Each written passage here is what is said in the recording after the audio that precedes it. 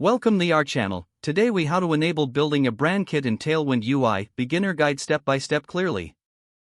To enable building a brand kit in Tailwind UI, start by logging into your Tailwind UI account.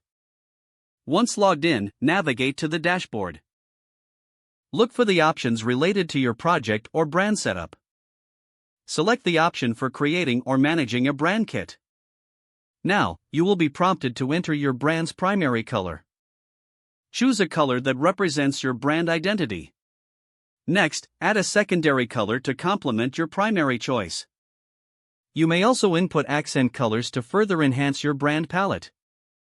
After defining your colors, you'll need to set your typography preferences. Select the fonts that align with your brand's voice and style. Take time to pick the font sizes for headings and body text. Once you have configured your colors and typography, move on to uploading your logo. Ensure the logo file is of high quality and clearly represents your brand.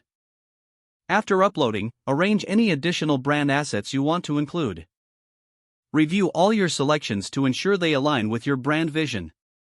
When you are satisfied, save your brand kit settings. Your brand kit is now ready to use throughout your Tailwind UI projects. Explore your styles and components to see how your brand kit enhances your designs. Return to the dashboard if you need to make adjustments in the future. Remember, the brand kit can evolve as your brand grows.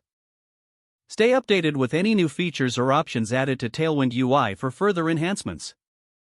If the page does not load, refresh the browser or try again in a private or incognito window. Make sure you are using the correct email address, then retype it carefully to avoid small typos. If your password is not accepted, use the reset option and create a new strong password you can remember. Check your spam folder for verification or security emails, then complete any requested confirmation steps. Enable two-factor authentication if available to improve account security and reduce unauthorized access risk. After signing in, review your profile details so your contact information and settings are accurate and current.